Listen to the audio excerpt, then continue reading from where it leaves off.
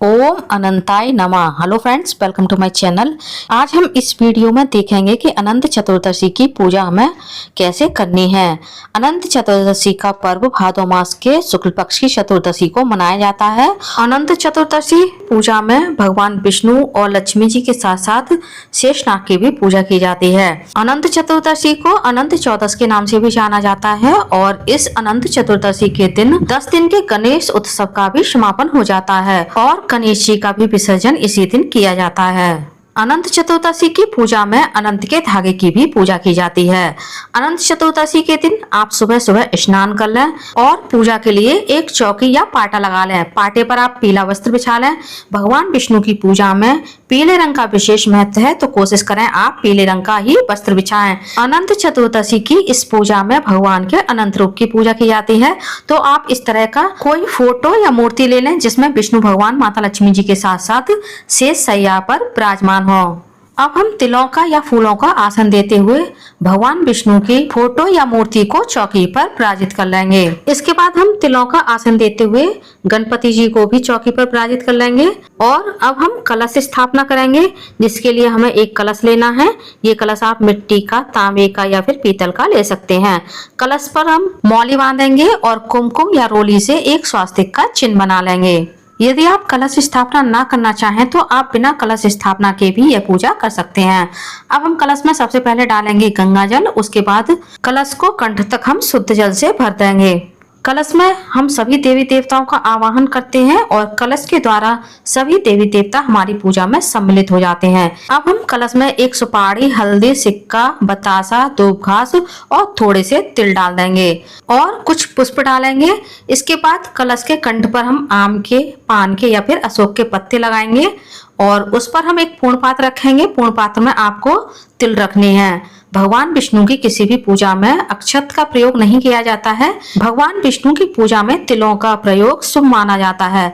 अब हम तिलों से एक अष्टदल कमल बनाएंगे। आप तिलों की जगह गेहूं या जौ का भी यूज कर सकते हैं और इस अष्टदल कमल के ऊपर हम कलश की स्थापना करेंगे। आप अष्टदल कमल की जगह केवल तिलों के ढेर भी रख सकते हैं।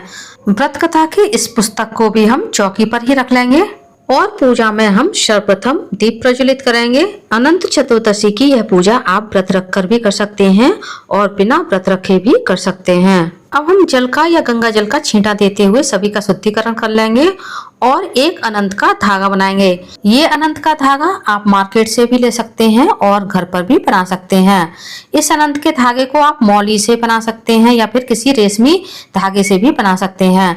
अनंत का धागा बनाना बहुत ही सिंपल होता है। इसमें आपको बहुत ही सरल तरीके से इस तरह से 14 गांठ लगानी है और परिवार में जितने सदस्य होते हैं उतने ही अनंत घर में लाए जाते हैं और इस अनंत के धागे को परिवार के सभी सदस्य बांधते हैं। ये अनंत का धागा आप किसी भी रंग का ले सकते हैं, काला, नीला, पीला, लाल, और आपने ज्यादातर देखा होगा मार्केट में काले रंग के अनंत मिलते हैं। अब हम इस अनंत के धागे को भी चौकी पर विराजित कर लेंगे और इसका भी पूजन करेंगे। पहले हम भगवान गणेश का पूजन करेंगे क्योंकि आज गणेश विसर्जन भी है, इसलिए हमें गणेश जी का भी विधिवत पूजन करना है। भगवान विष्णु के साथ साथ हम शेषनाग का, शंख, चक्र, गदा का, सभी का चंदन से तिलक कर देंगे। साथ ही हम कलश का और दीपक का भी पूजन कर देंगे। कलश में हमने सभी देवी देवताओं का आवाहन किया है, तो कलश का भी हमें विधिवत पूजन करना है और जो हमने अनंत का धागा बनाया है इसका भी हमें पूजन करना है। माता लक्ष्मी को हम कुमकुम से तिलक कर देंगे और सभी को हम तिल अर्पित करेंगे। आप सफेद तिल की जगह काले तिल भी पूजा में यूज कर सकते हैं। अब हम सभी को इत्र और वस्त्र रूपी मौली भी अर्पित कर देंगे। यदि आपके पास विष्णु भगवान, लक्ष्मी जी की फोटो या मूर्ति ना हो तो आप किसी पटे पर घी से या फिर चंदन से अनंत भगवान का चित्र मारकर भी यह पूजा कर सकते हैं। अब हम विष्णु भगवान, लक्ष्मी जी को एक पीला वस्त्र अर्पित करेंगे। मैंने चुंदरी अर्पित की है, आप अंगोछा या फिर रुमाल भी अर्पित कर सकते हैं। भगवान गणेश को हम दुर्वा अर्पित करेंगे और कुछ पुष्प अर्पित करेंगे। यदि आपके पास लाल पुष्प हो तो आप गणेश जी को और लक्ष्मी जी को लाल पुष्प अर्पित कीजिएगा, नहीं है तो आप कोई भी पुष्प अर्पित कर सकते हैं। विष्णु भगवान को हम पीला फूल अर्पित करेंगे, जैसे गेंदा का या फिर कनेर का फूल आप विष्णु भगवान को अर्पित कर सकते हैं। और जो हमने अनंत का धागा रखा है इसका भी हमें विधिवत पूजन करना है। माता लक्ष्मी को अपनी श्रद्धा के अनुसार हम कुछ सुहाग सामग्री अर्पित करेंगे। आप 16 श्रृंगार भी अर्पित कर सकते हैं या फिर सुहाग की 5-7 चीजें भी माता लक्ष्मी को अर्पित कर सकते हैं। अब हम अनंत भगवान को भोग लगाएंगे।